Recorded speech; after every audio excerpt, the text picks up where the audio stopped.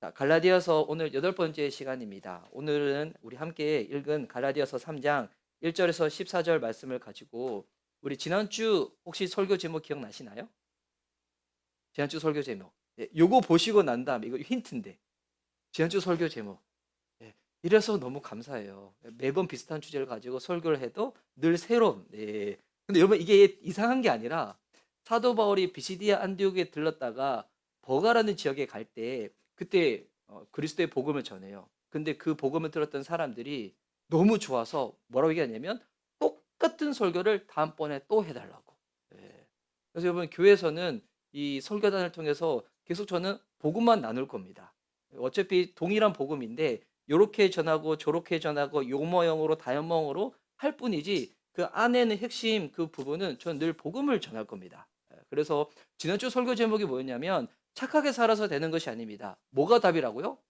복음이 답입니다. 근데 오늘은 믿음이 답입니다. 라는 설교의 제목을 가지고 은혜 누리고자 합니다. 이 제목으로 좌우 계신 분들 한번 서로 축복하며 격려할까요? 믿음이 답입니다. 서로 축복합시다. 시작. 믿음이 답입니다. 믿음이 답입니다. 우리 형제님 밖에 있는데 들어오라 하셔도 될 것 같아요. 송사모님 도와주시겠어요? 네. 네. 우리 교회 성도님들은 넷플릭스 드라마 보시나요? 이거 한번 제가 확인해 봐야지. 그래서 제가 이제 다음번에 이거 인용할 때도 우리 교회 성도님 중에서는 아예 미디어에 관심이 없으신 분도 계시고 이거를 되게 즐기시는 분도 계신데 넷플릭스 구독해서 보시는 분. 알겠습니다. 네, 알겠습니다. 예. 예. 유수자매님 힘을 내십시오. 괜찮습니다. 네. 최근에 이 그 판타지 드라마 때문에 한국에 있는 많은 남자들이 되게 어려움을 당하고 있는 그 드라마가 있어요. 혹시 판타지 그 드라마 아시죠? 폭삭 속았수다라고. 예. 판타지 드라마. 그 이제 현실에서 잘 만나기 힘든 그 박보검 씨가 연기하고 있는 양관식 역할이 있거든요. 그 양강식으로 인해 가지고 지금 한국에 있는 대부분 형제들이 고통당하고 있어요. 거의 이제 실전에서 만나기 힘든 인물인데 그런데 그런 만나기 힘든 인물들을 간혹 우리가 사는 현실에서 만날 때가 있어요. 제가 어제 제가 아는 지체가 결혼식을 해가지고 갔는데 거기서 제가 정말 오랜만에 만났던 한 부부를 만났거든요. 근데 그 부부가 예전에 저랑 네팔 선교를 정말 많이 다녔고 그리고 그 결혼하기 전에 그 자매님은 저랑 나이가 동갑이고 형제가 그 자매님보다도 6살 연하예요. 이제 연상연하 커플들이 있잖아요. 그러면 그럴 때마다 저는 늘 그 집사님 부부를 얘기하거든요. 그 여자 집사님이 저한테 무슨 얘기를 하시냐면 연애 때도 좋았지만 결혼 초기 때도 좋았지만 지금은 더 좋다는 거예요. 누구로 인해서? 남편으로 인해서. 예. 근데 그 형제 진짜 그렇거든요. 근데 제 주변에 그런 형제님들이 있어요. 제가 예전에 청소년 때 그 친구 청소년 때 제가 했었던 제자가 있는데 그 친구도 그 고백을 해요. 연애 때도 좋았는데 초기 때도 좋았는데 지금이 더 좋다는 거예요. 남편으로 인해서. 예. 여러분 우리 교회에도 그런 분들이 오늘 아이작 형제님 안 계시네. 우리 교회는 그런 아이작 형제가 있잖아요. 예. 그리고 그렇게 나가고 계시는 우리 신앙식 목자님과 이시면 집사님, 예. 나머지 분들 얘기하지 않을게요. 예. 노력합시다. 예. 우리 예. 저 보면서 위로 얻으시면서 노력하세요. 예. 그래서 여러분 그분들이 하신 얘기가 결혼 초기 때도 좋았는데 지금은 더 좋다는 게 그분들은 그 기준이 그 시간을 기준으로 하는 거잖아요. 예. 어떤 사람들은 다른 남편들 보니까 우리 남편은 이것밖에 나한테 안 해주지 했는데 그보다도 더 심각한 얘기를 듣고 난 다음에 위로를 얻는 케이스도 있잖아요. 그러니까 사람들이 이 좋다 아니면 그렇지 못하다 하고 얘기할 때 이게 참 주관적이긴 해요. 그렇죠. 예, 절대적이진 않아요. 뭐 그러고 보면 이상한 목사는 좋은 사람입니까? 나쁜 사람입니까? 아, 많이 개몽되셨네요. 예전에 이 얘기하면 대답 별로 없었는데 많이 개몽되셨네. 예. 예. 근데 저도 어떤 분들은 저를 만날 때 그렇게 생각하지 않는 분도 분명히 계세요. 오히려 저 때문에 힘드신 분들도 계셨고 오히려 저 때문에 이거 정말 이해 안 되시겠지만 상처받은 분들도 있어요. 교회 안에서. 예. 어떻게 그럴 수가 있냐고 믿기지 않죠. 예, 그런 분들도 있거든요.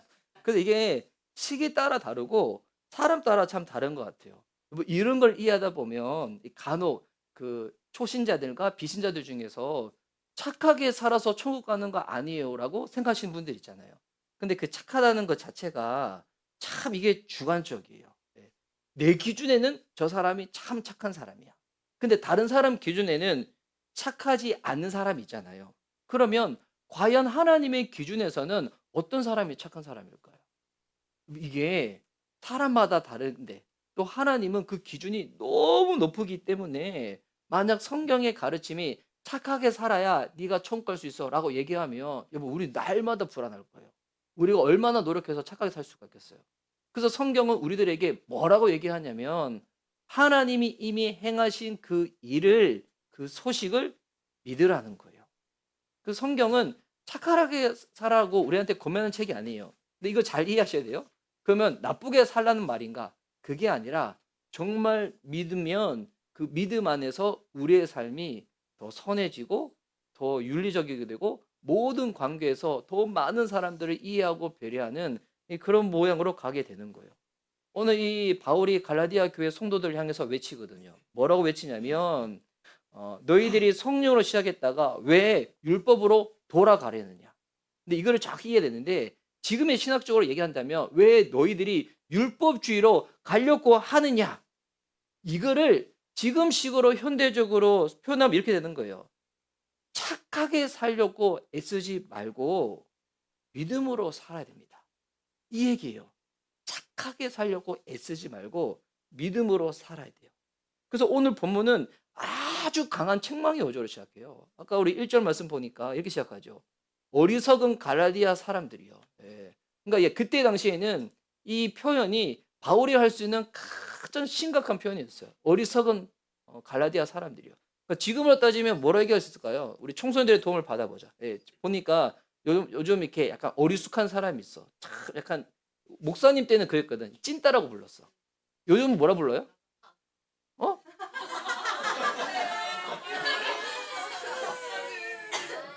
아니야. 야, 저는 가은이 볼 때마다 엠믹스 지우랑 닮았어요. 아, 진짜예요. 근데 진짜, 예, 예. 이게 괜히, 하여튼, 어리석다고 얘기한 거는 당시에 하여튼, 바울이는 할 수 있는 최고의 책망적인 어조로 이야기를 하는 거예요. 뭐 때문에 그럼 바울이 이렇게 세게 얘기할까요? 또 이렇게 세게 얘기할 때 바울이 정말 그 사람들이 미워서 이렇게 얘기했던가? 이런 것도 한번 살펴봐야 되겠죠. 그래서 오늘 우리 함께 읽었던 이 본문을 가지고 오늘 제가 이렇게 설교할 거예요. 어떻게 설교할 거냐면 한번 띄워주면 첫 번째, 바울이 왜 이렇게 강하게 책망을 했던가?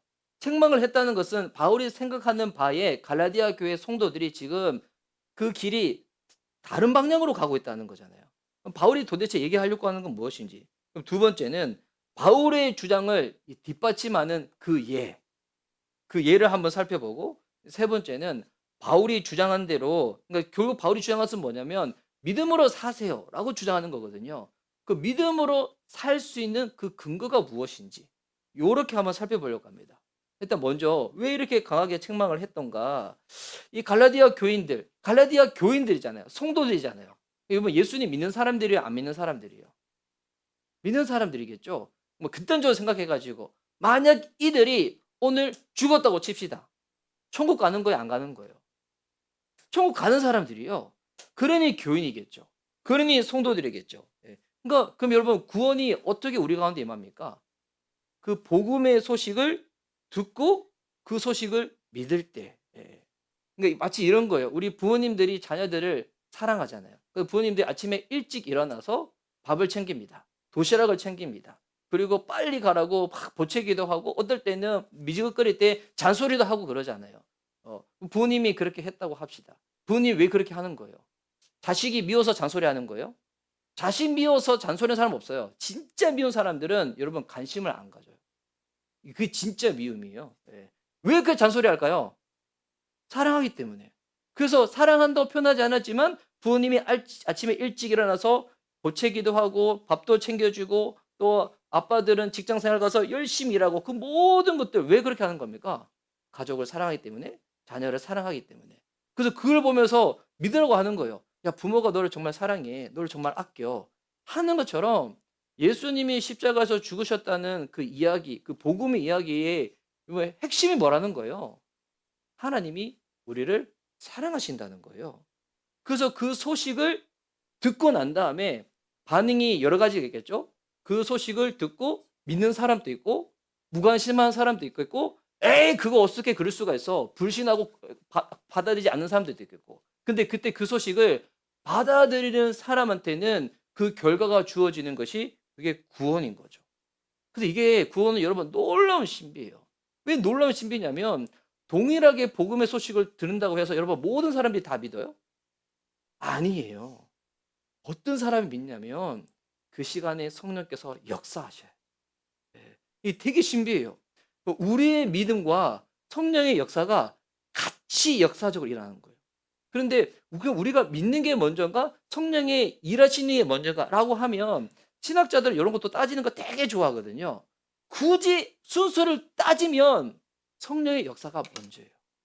성령의 역사가 먼저이고, 그리고 우리로 하여금 믿어지게끔 만드는 거예요. 그래서 우리가 전도를 할 때, 복음을 나눌 때 어떤 사람들은 와 정말 믿기로 작정하는 사람처럼 마음을 열고 막 죄인임을 고백하며 믿는 케이스가 있는 반면에, 그렇지 않은 케이스도 있잖아요. 여러분 그때 전도자분들 낙심하지 마십시오. 여러분이 정말 영혼을 사랑해서 섬기고 복음을 전하고 기다렸음에도 불구하고 아직 그러지 못했을 때 전도자의 잘못이 아닙니다. 이거는 진짜 하나님의 신비예요. 성령께서 그 사람한테 역사하셔야지만 믿어지고 깨달아지고 인정하고 고백하는 거지. 여러분 세상적으로 아무리 지식이 있고 아무리 윤리적으로 사람들한테 칭송받고 산다고 할지라도 그것이 여러분 성령의 역사랑 정비례하지는 않아요. 놀라운 신비예요. 그래서 그 은혜 가운데 성령께서 역사하셔서 구원받은 사람들은 이런 신앙 고백을 하는 거예요. 저 사람보다 내가 훨씬 더 못한데 왜 나는 하나님이 용서해 주시고 구원해 주시고 주의 자녀 삼아 주셨지? 아, 하나님이 나를 택하셨구나. 요 고백을 하는 거예요. 이건 신앙 고백이거든요. 주님이 나를 택하셨다고. 아무리 생각해도 내 인생에는 주님을 만날 수 있는 기회가 없었어. 오히려 어떻게 보면 못된 신앙이 더 그럴 수도 있어. 못된 신앙이 스스로 속아. 어려서부터 쭉 부모님 밑에서 살아다 보니까 나는 그냥 구원 행위 처음부터 결정됐다고 생각하거든요. 따지어보면 영적인 사각지 되는 사람이 누구냐면 못된 신앙들일 수도 있어요. 근데 그러다가 뭐 어느 계기 때 뭐 주일 예배가 될 수도 있겠고 어느 수련회가 될 수도 있겠고 뭐 어느 기도 모임이 될 수도 있겠고 방법이 하나님이 다양하게 사용하시지만 그때 깨달아지게 되면 야 그때 고백하게 돼. 나 정말 하나님이 아셨구나. 택하셨구나. 이게 참 신비죠, 신비. 그래서 여러분 성령을 받는 것, 구원을 임하는 것, 여러분 행위예요, 믿음이에요? 믿음이에요. 행위가 아니에요. 가끔 제가 말씀드리죠. 여러분이 주일 성수를 열심히 한다고 해서 구원이 임하는 게 아니에요. 봉사를 열심히 한다고 해서 구원이 보장되는 것도 아니고요. 뭐 헌금 생활을 11조를 빠지지 않는다고 해서 구원이 임하는 게 아니에요. 이거 잘 생각하셔야 돼요. 하지 말라는 게 아니에요. 그것이 구원의 근거와 보장이 되지 않는다는 거예요. 믿음이에요. 복음을 듣고 성령께서 역사하셔서 믿어지는 그 순간에 구원이 임하는 거예요. 그래서 바울이 2절에 이렇게 얘기하는 거예요. 나는 여러분에게 이 한 가지만을 여러분에게서 이 한 가지만을 알고 싶습니다. 여러분은 율법을 행하는 행위로 성령을 받았습니까? 그렇지 않으면 믿음의 소식을 들어서, 믿음의 소식은 복음의 소식이죠. 믿음의 소식을 들어서 성령을 받았습니까? 이 질문 여러분에게 던진다고 생각해 보세요. 여러분 이 질문 앞에 우리의 신앙을 다 점검할 수가 있어요. 믿어서 구원받았습니까? 행위로 구원받았습니까? 믿어서 성령이 임하셨습니까? 여러분 행위로 성령이 임하셨습니까? 지금 쉬워 얘기하면 그런 거예요. 내가 열심히 살았고 착하게 살았고 목사님이 시킨 대로 다 따랐고 충성했고 봉사했고 그러니 나는 구원 행일 거야. 난 성령이 내게 있는 게 당연할 거야. 이거는 뭐가 근거예요? 행위가 근거죠. 근데 믿음이 근거는 뭐예요? 나는 한 게 아무것도 없어. 난 한 게 아무것도 없어. 도저히 이해가 안 되는 거예요. 그래서 사람들이 고백하는 게 이거를 은혜라고 고백하는 거예요. 근데 그분이 다 하셨는데 나를 위해서 그분이 하셨군요. 나를 사랑하셔서 그분이 하셨군요. 이해되지 않지만 그 사랑을 제가 받아들일게요. 믿는 그 순간에 신비하게 임하는 게 뭐냐면 우리의 신분이 하나님의 자녀로 바뀌고 내가 구원받는 자녀가 되고 그리고 내 삶의 그 다음 이후부터 계속 성령께서 함께 하시면서 나를 주관하시고 견인하시고 이끌어 가시면서 나를 점점점 그리스도를 닮아가게 하시는 거거든요. 행위로 구원을 보장한다고 한다면 여러분 여기서 구원받을 사람 아무도 없습니다. 정말 아무도 없다는 거예요. 그래서 바울이 왜 이렇게 강하게 책망을 하냐면 여러분 믿음으로 구원받았잖아요. 여러분 믿어서 성령을 받았잖아요. 그런데 왜 그 이후에는 다시 행위로 돌아가려고 합니까? 이 얘기를 하는 거예요. 여러분 은혜로 구원을 받은 사람들은 그 다음에 어떻게 살아가야 돼요? 동일하게 은혜를 기억하며 살아가야 돼요. 은혜를 기억하며. 그래서 이게 갈라디아 교회 성도들의 지금 문제가 뭐냐면 그들은 은혜로 구원받았음에도 불구하고 믿음으로 성령을 받았음에도 불구하고 지금 은혜를 강조하지 않고요. 은혜를 붙잡지 않고 뭐를 드러내고 있다는 거예요? 율법주의를 붙잡고 있다는 거예요. 율법주의를. 그래서 5절에 이렇게 얘기하고 있어요. 5절에 보시면 하나님께서 여러분에게 성령을 주시고 여러분 가운데서 기적을 행하시는 것은 여러분이 율법을 행하기 때문입니까? 아니면 믿음의 소식을 듣기 때문입니까? 그렇지 않으면 여러분이 복음을 듣고 믿어서 그렇게 하신 것입니까? 계속 따져 묻는 거예요. 여러분 갈라디아 교회 성도들이 구원 받았다고 안 받았다고요? 구원받은 성도들이에요. 근데 지금 뭐를 붙잡고 있다는 거예요? 은혜를 붙잡고 있는 것이 아니라 자꾸 행위를 붙잡고 있는 거예요. 예. 나 이렇게 했어. 나 이렇게 했어. 막 이런 것들을 계속 붙잡고 있는 거예요. 그래서 이해에 대해서 여러분이 정확하게 이해를 하려면 많은 경우 신앙생활 하시면서 두 가지 큰 오해가 있어요. 첫 번째 오해는 뭐냐면 맞아. 나 하나님의 은혜로 주님의 그 사랑으로 내가 그냥 믿었는데 구원을 받았어. 나는 이제 구원 받았기 때문에 나는 아무렇게나 살아도 상관없어. 이렇게 이해하는 케이스들이 있어요. 나는 이제 성경적으로 살지 않아도 내가 하나님의 은혜로 구원받았으니까 상관없어. 이렇게 오해하는 경우들.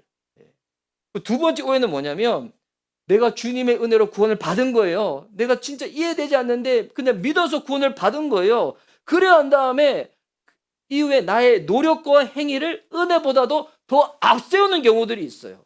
앞세우는 경우. 이게 무슨 말이냐면 내가 이렇게 해야지만 하나님이 나를 축복해 주실 거야. 내가 이렇게 해야지만 하나님이 나를 인정해 주실 거야.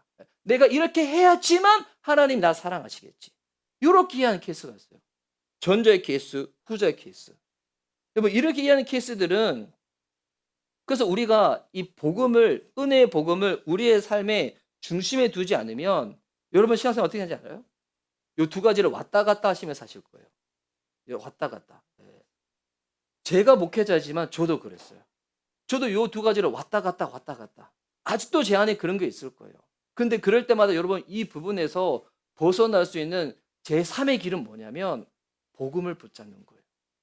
그것을 내 삶의 중심에 두는 거예요. 왜 그러면 우리가 신앙생활 할 때 이렇게 왔다 갔다 할까? 이거를 좀 신학적으로 좀 얘기하면 아까 첫 번째 케이스 있죠. 나는 은혜로 구원받았기 때문에 그 다음에 나는 성경 안 읽어도 기도 안 해도 어떻게 살아도 나는 구원받아 천국 가는 사람이야. 이런 케이스들을 뭐라고 하냐면 율법 폐기론자라고 해요. 상대주의자라고 하거든요.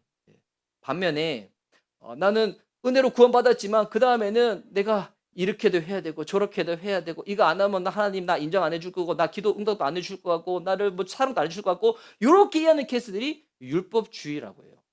율법주의. 왜 이렇게 이해하는지 알아요?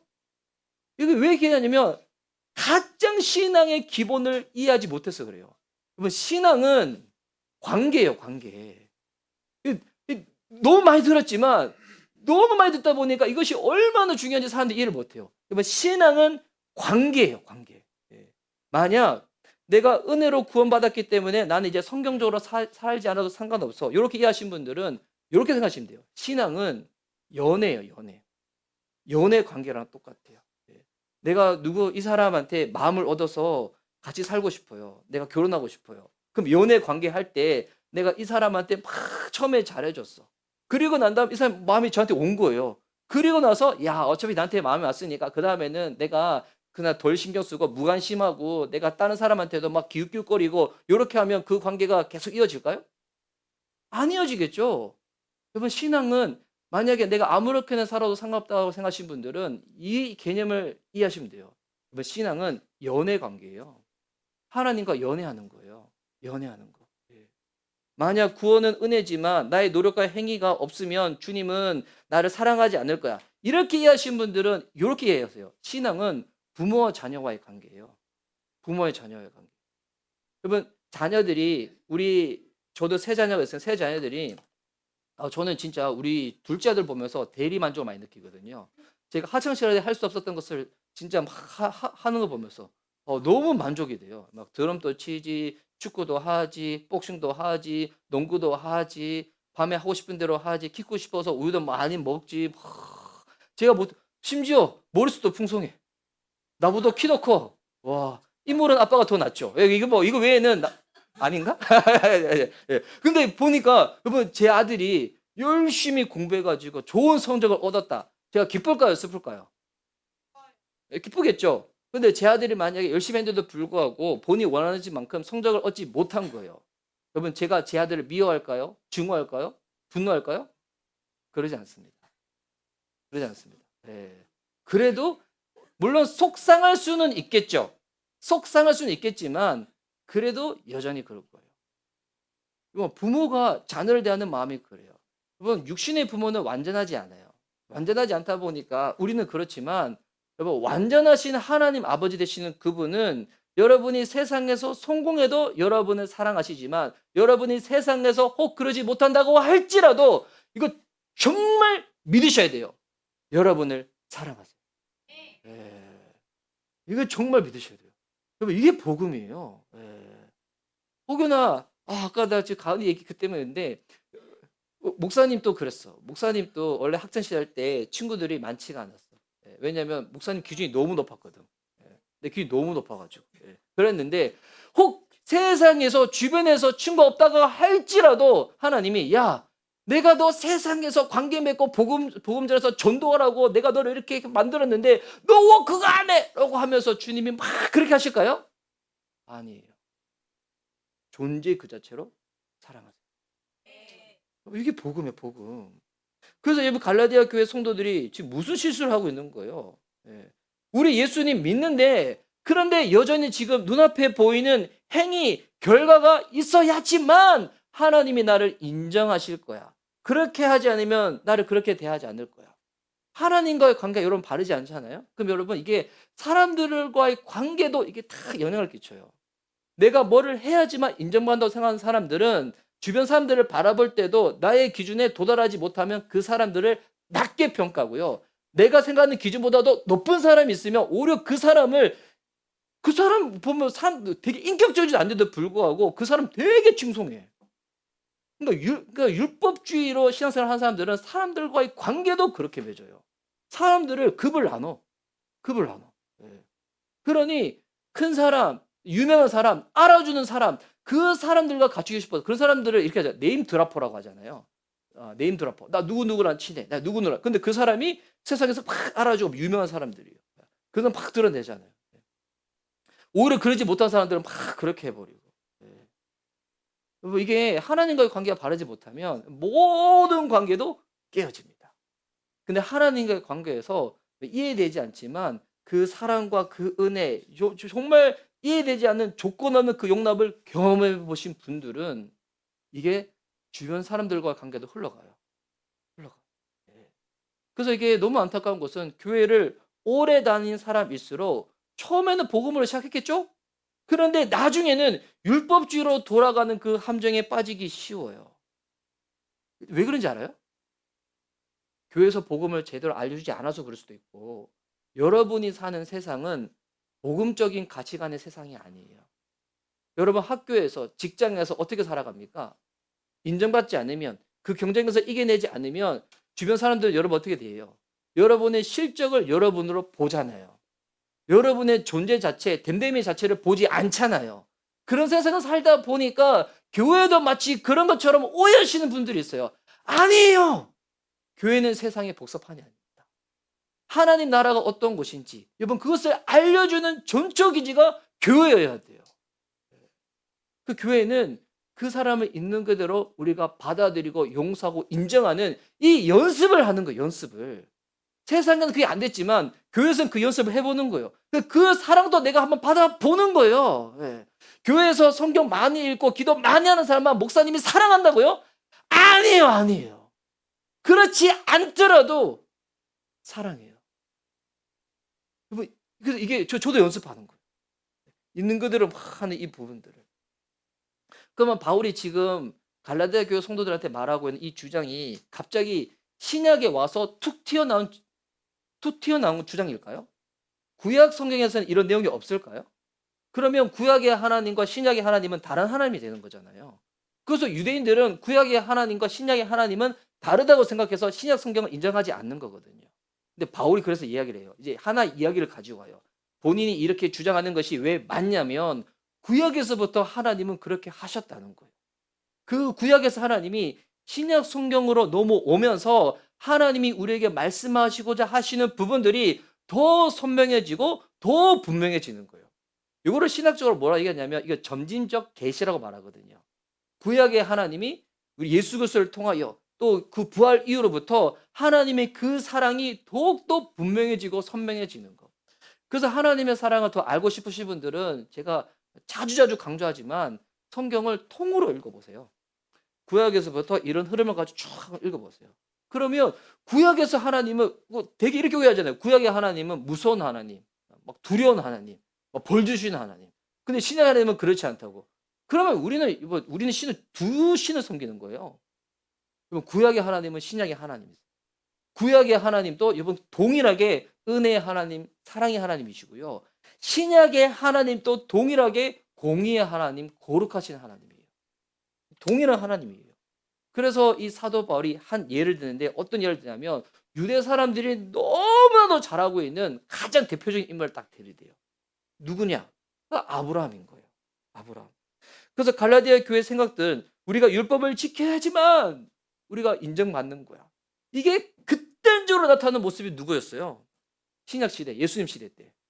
바리새인들. 여러분 바리새인들이 지금 많은 사람들 생각에 바리새인들을 율법주의 전혀 생각하잖아요. 바리새인들이 처음부터 그러지 않았어요. 바리새인들 처음에는 하나님을 사랑하는 마음으로 율법을 지키고 싶었던 거예요. 근데 여기서 하나님의 사랑과 은혜를 놓쳐버리니까 율법주의가 돼버린 거예요. 그래서 바울은 그 바리새인들도 인정하고 모든 유대인들이 인정하는 인물을 딱 들이댑니다. 아브라함.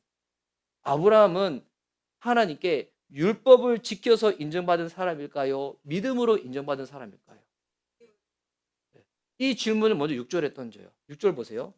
그것은 아브라함이 하나님을 믿으니 하나님께서 그것을 의로운 일로 여겨주셨다는 것과 같습니다. 여러분 아브라함이 왜 의로워진 거예요? 하나님을 믿으니. 되게 중요해요. 여러분 아브라함은 율법을 지켜서 의로워진 것이 아니라 믿음으로 인정을 받았다는 거예요. 모든 유대인이 말하는 그 본인들의 조상 중에 조상이어야 하는 아브라함조차도 하나님을 믿었기 때문에. 그럼 여기서 하나님 믿는다는 게 구체적으로 뭐예요? 또 많은 사람들이 하나님 믿는 것을 되게 관념적으로 생각하는데 하나님을 믿는다는 것은 하나님의 말씀을 믿는 거예요. 하나님의 약속을 믿는 거예요. 그래서 여러분 올드 테스트먼트죠. 뉴 테스트먼트죠. 약속이에요. 언약이에요.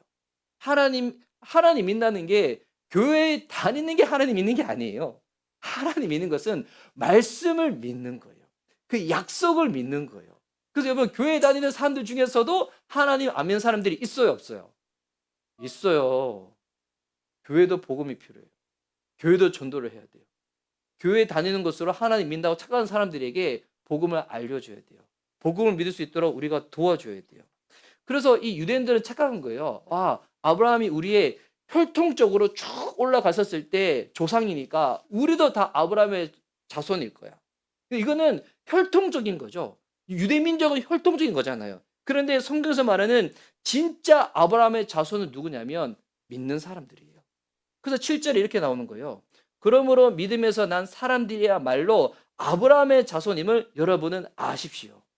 누가 아브라함의 자손이라고요? 믿는 사람. 여러분 그러면 우리 모두가 우리는 유대인이 아니죠. 우리는 대한민국 사람이죠. 예, 그리고 국적도 보니까 우리 이제 뭐 다른 나라도 있겠지만 근데 여러분이 예수 그리스도를 믿잖아요. 우리가 다 아브라함의 자손입니다. 혈통적으로는 아니에요. 혈통적으로는 유대 사람들이겠지만 영적으로는 믿음 안에서는 우리 모두가 아브라함과 동일한 나중에 우리 아브라함 만나면 천국 가서 만나면 이렇게 얘기하세요. 아 할아버지 얘기하세요. 할아버지 할아버지 때문에 우리도 고생 많았어요. 막 이렇게 얘기하고 그러시는 거죠.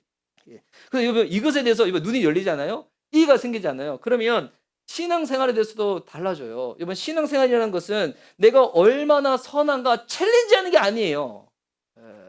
그래서 이게 크리스천 중에서도 착한 그리스도인 컴플렉스에 빠진 사람이 있어. 내가 이렇게 하면 안 되지. 스스로 막 정죄를 해요. 내가 그리스도인인데 내가 이렇게 하면 안 되지. 근데 우리 다 알잖아요. 우리도 동일하게 약한 사람이에요. 동일 약한 사람. 세상 나가서 일부러 그렇게 할 필요는 없지만 내가 그렇게 살고 싶은데 그리스도인들께 살고 싶은데 체력적으로 아니면 신앙적으로 관계적으로 정신적으로 약해서 그렇게 살지 못할 때 드러내세요. 고백하세요. 내가 약해서 그렇다고. 제 주변에 이 얘기하면 되게 이상하게 사신 분이 있는데 제 주변에 목사님들 중에서 공황장애 앓으신 분들이 진짜 많아요. 그분들이 약을 먹어요. 이렇게 얘기하면 목사님이 어떻게 그럴 수가 있어? 목사니까 그렇게 할 수가 있는 거죠. 인정하고 고백하는 거죠. 왜? 그분들도 계속 견디고 견뎠는데 근데 누군가 그분들한테 복음의 은혜를 알려주지 않았어요. 그러면서 이 율법과 정죄와 자책 가운데 계속 견디다가 어느 순간 발작이 일어나기 시작하고 봤더니 공황장애가 오고 주변에 약 먹는 목사님들 되게 많이 있어요. 저는 그분들이 약해서 그렇다고 생각하고 그 약함을 인정하고 드러내는 거 여러분 그거 숨기고 본인이 지금 힘든데 고통스러운데 너무 괴로운데 그거 숨기고 그게 율법주의죠. 그게 바리새인의 모습이죠. 교회는 숨기는 데가 아니에요. 드러내는 데예요. 다 약하잖아요. 정도의 차이만 있을 뿐이지.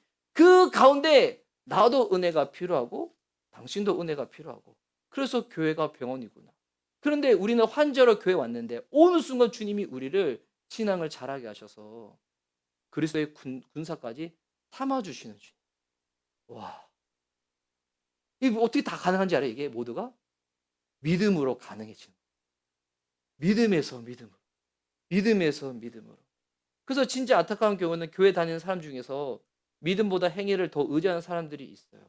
어제 제가 진짜 오랜만에 옛날 교회 식구들 만나 보니까 너무 반가워서 궁금해가지고 막 물어봤어요. 물어봤는데 이런 거 물어보면 그렇게 대답하신 분들이 있어요. 자기의 직분과 직함을 드러내는 케이스들이 있어요. 나 지금 교회에서 이거 하고 있어요. 저거 하고 있어요. 뭐 목자예요. 뭐예요. 뭐 장로예요. 뭐 쭉 얘기하시는 분들이 있어요. 물론 이번 교회에서는 우리 교회도 목자님, 목녀님이 있죠. 우리 교회도 아직은 그렇지만 시간 지나면 집사 직분을 드릴 거예요. 근데 여러분 어떤 사람 드리나요? 준비되고 헌신된 사람을 드려야 되겠죠. 그리스도를 닮아가려고 하고 또 우리 교회의 비전과 이 부분에서 우리 동의하고 헌신하려고 하신 분들한테 이 직분을 드려야 되겠죠. 근데 이 직분이라는 것은 어떨 때는 되게 우리가 약하기 때문에 안전장치가 될 수도 있어요. 저는 목사라는 직분을 하나님 부르셔서겠지만 저는 목사라는 직분 때문에 제가 너무 큰 도움을 받아요. 저 목사 아니었으면 나 진짜 꾸준히 교회 다녔을까? 되게 고민해요. 저 은근히 노는 거 되게 좋아하잖아요. 예. 예. 네? 아, 아, 예. 인정했습니다. 저 대놓고 좋아하거든요. 예. 대놓고 좋아해서 저 만약에 저 목사 아니었으면 저는 프로야구 시즌 때마다 중요한 경기 있으면 저는 진짜 갔을 것 같아. 저 올해 저 하나 소원 중에 하나가 뭐냐면 대구 라이온즈 이게 삼성 거기 대구 가서 프로야구 보는 거예요. 저 진짜 원하거든요. 저 잠실에서만 가가지고 저 대구 가서 내가 원정팀이 아니라 홈팀으로 응원하고 싶어. 예. 근데 제가 목사라서 주일 안 가는 거예요. 예. 목사 아니었으면 뭐 간다고 해서 제가 구원에서 이탈돼요? 안 돼요. 예. 근데 제가 목사라서 안 가는 거예요. 이거 제가 뭐 재밌게 얘기하지만 이 목사라는 이 직이 저한테는 안전장치예요. 예. 그래서 제가 기도도 하고 말씀도 보고 이 예배 이 시간에 오기도 하고 그런 것도 있어요. 여러분 그때 뭐 매번 그런 거 아니에요. 충만할 때가 있죠. 충만할 때는 이 직분을 가지고 섬기죠. 예. 섬기고 사랑하고 그렇게 하죠. 예. 근데 율법주의 선행에 짙으신 분들은 내가 지금 어느 교회 다니고 있는지, 내가 지금 어떤 직분인지 이거를 드러내는 사람들이 있어요. 왜? 그게 자기 존재를 증명한다고 생각해가지고.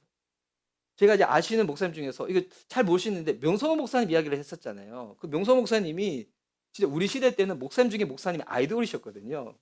근데 그분이 이제 가정교회를 만나고 회심을 했어요. 그래서 교회를 이제는 진짜 비신자 전도 중심으로 성도들을 사역의 주체로 세우는 그 모양으로 막 하려고 하다 보니까 교회가, 여러분 그렇게 하면 교회가 급하게 성장 안 해요. 급하게 성장할 수가 없거든요. 그랬더니 그 교회에 있는 그 장로님들이, 그 장로님들은 요도순복음께서 조은기 목사님 옆에 있었던 장로님들이세요. 그래서 명서 목사님이 그 다음 주자라 생각해서 그 교회 따라갔는데 갑자기 목사님이 방향을 틀어버린 거예요. 그러면서 많이 떠났대요. 떠나면서 이런 얘기를 했대요. 나는 큰 교회 장로가 되고 싶었지 동네 교회 장로가 되고 싶진 않다. 이렇게 떠나신 분들이 많대요. 그런데 명서 목사님 처음에는 너무 힘드셨대요. 근데 지금 고백하는 게, 그래서 우리 교회가 더욱더 정결해진 것 같다. 그분 예전에는 진짜 뭐 표현이 그렇지만 진짜 날고 기셨거든요.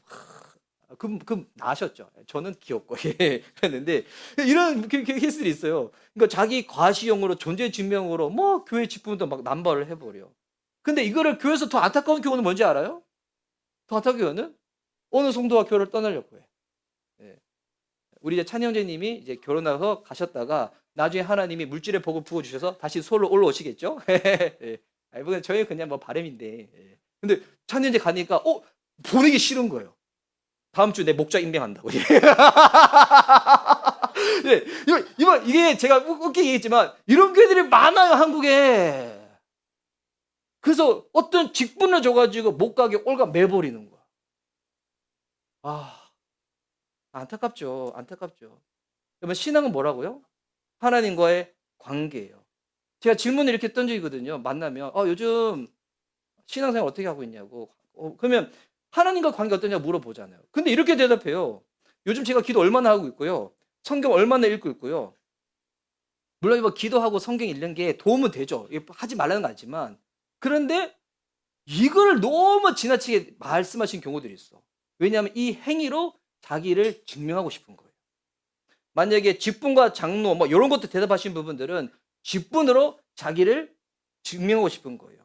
여러분 만약에 하나님과 관계 어때요라고 물어보면 그 관계를 얘기해야 되잖아요. 만약에 그러죠. 목사님 요즘 사모님과 관계 어때요라고 물어보는데 제가 요즘 설거지 많이 하고 있어요. 예. 그러니까 설거지로 저를 인정하고 싶은 거예요. 예. 목사님 요즘 사모님과 관계 어때요? 요즘 제가 아버지 학교 다니고 있어요. 그런 것처럼 막 증명. 어떻게 해야 돼요? 예. 명목이 없습니다. 뭐 이렇게 얘기해야 되는지 감사로 살고 있습니다. 이렇게 얘기해야 되는지 은혜를 제가 누리고 있습니다. 이렇게 얘기해야 되겠죠. 이게 관계잖아요. 행위를 말할 필요가 없잖아요. 너무 좋아요. 너무 감사해요. 은혜가 넘쳐요. 여러분 그래서 그리스도인들은 은혜로 날마다 살아가야 돼요. 우리 성도님들 오해하지 말라고 제가 알려드리는데 저 주변에 목사님들이 물어봐요. 이렇게 요즘 어떠시냐고. 그러면 저는 항상 하대한 대답이 동일해요. 견디고 있습니다. 견디고 있습니다. 네. 인내하고 있습니다. 근데 이왕 인내할 거 행복하게 인내하려고 그냥 애쓰고 있습니다. 이렇게 얘기해요. 이렇게 얘기하면 많은 분들이 개척하시니까 힘들어서 그렇게 대답하고 나가고 오해하시는데, 만약 이게 극단적인 케이스지만 제가 대형교회 담임 목사님이 됐는데 누가 저한테 그 질문을 던지는 거예요. 목사님 어떠세요? 저 똑같이 대답할 거예요. 견디고 있어요. 인내하고 있어요. 근데 이왕 인내할 거 그냥 행복하게 인내하려고 주님 바라보고 있어요. 라고 대답할 거예요. 만약 제가 장교에 있을 때는 견딘다고 얘기했는데 대형교회 갔는데 이거였어 라고 하면 저는 뭐를 의지했던 거예요? 교회 사이즈를 의지했던 거죠. 저는 왜냐하면 신앙은 견디는 거예요. 주님 오시는 그날까지 이왕 견디는 거 어떻게 견디는 거예요? 교회 안에서 성도들과 함께 행복하게 견디는 거예요. 서로 위로하며 견디고 사랑하며 견디는 거예요. 그 견딤과 인내의 공동체가 교회 공동체고, 우리 하나님의 전신갑주 공격용 아니라고 말씀드렸죠. 이거 방어용이에요. 하나님 말씀하신 부르신 그 위치에 서서 주님 바라보며 인내하며 살아가는 거예요. 인내하며. 그래서 어제 우리 그 복음 중심 공동체 나눌 때 기쁨에 대해서 설명했는데, 여러분 진짜 기쁜 것은 감정이 아니에요. 관계에서 확신 가운데 주어지는 거예요. 내가 이렇게 살아도 하나님 나 여전히 사랑하시더라. 그 안에서 올라오는 게 기쁨이에요. 내가 이렇게 근데 많은 사람들은 기쁨과 이 쾌락을 오해해요. 예. 그래서 가끔씩 그냥 해외여행 가는 거, 놀러 가는 거, 저도 놀러 갈 거예요. 그런데 여러분 그거는 쉼을 얻기 위해서 하는 거지 그게 기쁨은 아니에요. 진짜 기쁨은 하나님과의 관계 안에서 내가 가지는 믿음 가운데 누리는 확신의 열매예요. 그러면 왜 바울이 주장한 대로 우리가 이렇게 살 수가 있을까요? 그 근거가 뭘까요? 이거 이제 마지막 짧게 나눌게요. 율법의 저주에서 그리스도가 우리를 속량하셨기 때문에. 이 본문에 그거 나오는데 속량이라는 것은 뭐냐면 이게 시장 용어예요. 경제 용어예요. 내가 물건을 살 때 그냥 가져가면 훔치는 거잖아요. 어떻게 사가야 돼요? 값을 치러 사가야 되잖아요. 옷에 이삭토스트 먹으러 우리 루비랑 루안이가 갔잖아요. 예. 그 이삭토스트 가가지고 그냥 가지고 왔어?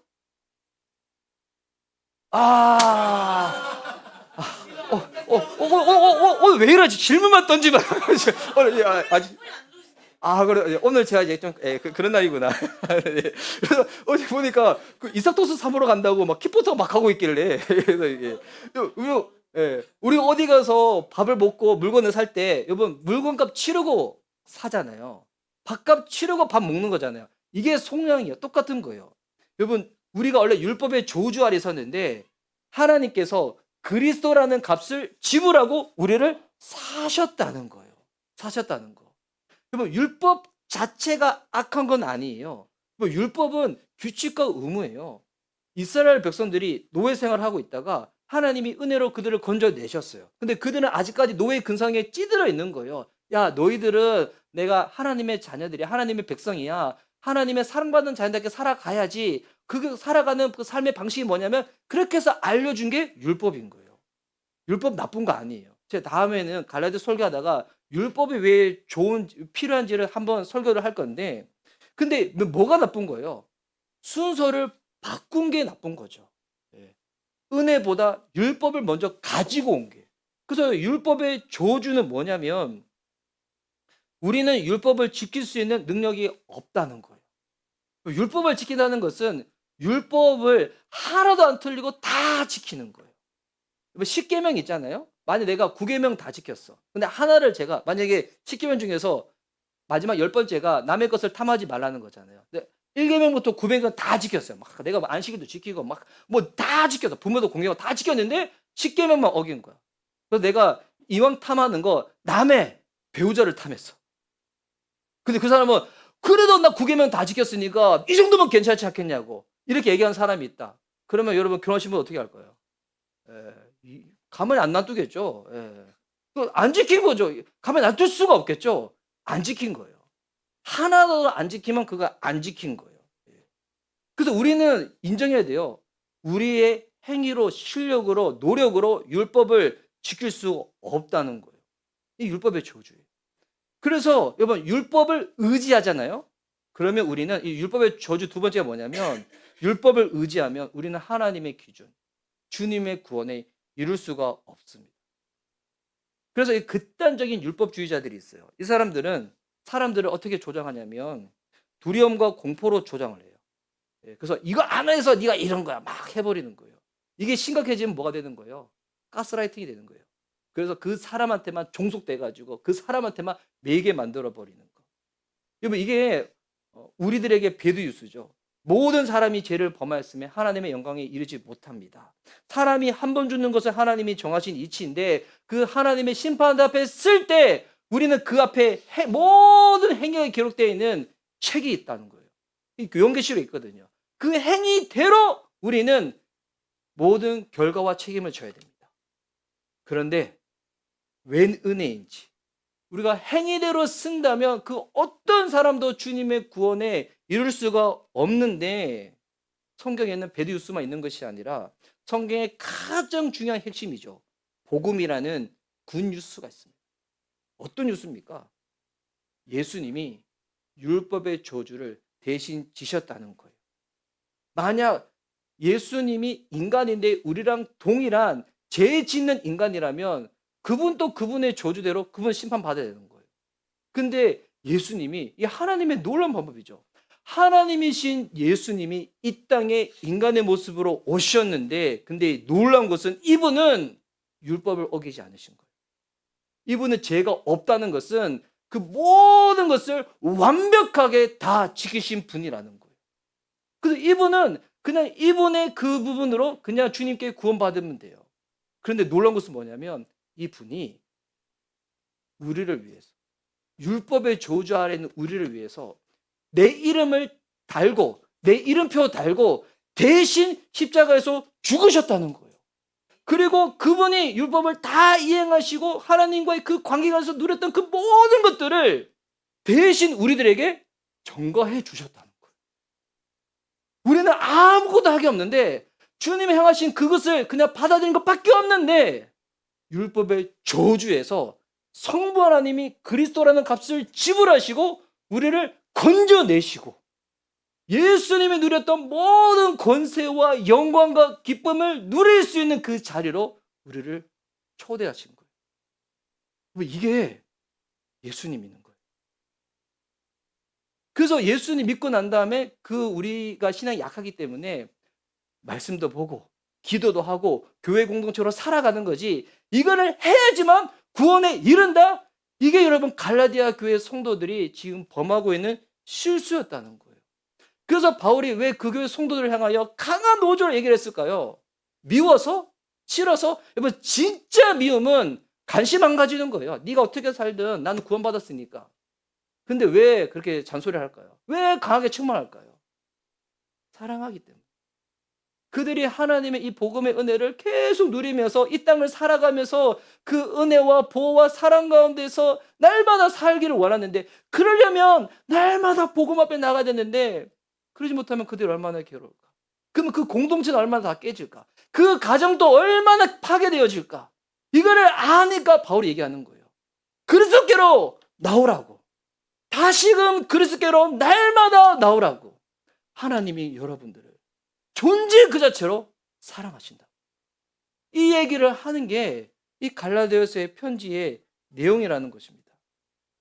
여러분, 하나님이 나를 사랑하신 이유, 내가 잘나서 그런 게 아니에요. 착해서 그런 게 아니에요. 내게 한 게 많아서 그런 게 아니에요. 왜 사랑하는지 알아요? 예수님 때문에 사랑하시는 거예요. 예수님을 통하여 우리를 보고 있거든요. 예수님을 통하여 우리를 보시기 때문에 여러분, 그 예수님 안에서 여러분 안에 있는 그 모든 상처들, 괴로움들, 고민들, 죄들, 그것을 주님이 짊어지시고 다 대가를 치르시고 예수님을 통하여 우리를 보시니 여러분은 세상 그 어떤 것하고도 비교할 수 없는 가장 가치 있고 소중한 하나님이 사랑하는 대상입니다.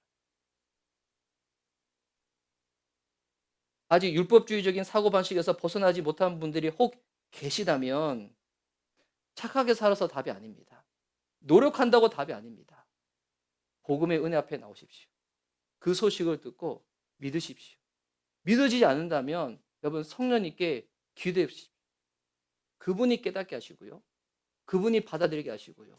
그 사랑 앞에 내가 날마다 살아가는 이 기쁨과 연약하고 괴롭지만 그럼에도 불구하고 나를 사랑하는 그 눈빛 가운데 살아가는 그 믿음의 여정이 어떤 것인지 주님이 누리게 해주실 것입니다. 양간식처럼 살지 못해도 상관없습니다. 박보검처럼 살지 못해도 상관없습니다. 아내는 우리를 보면서 정죄할 수는 있어요. 하지만 주님은 우리를 사랑하십니다. 이 시간 우리 함께 기도하시도록 하겠습니다. 우리 찬양하고 우리 기도하도록 하겠습니다.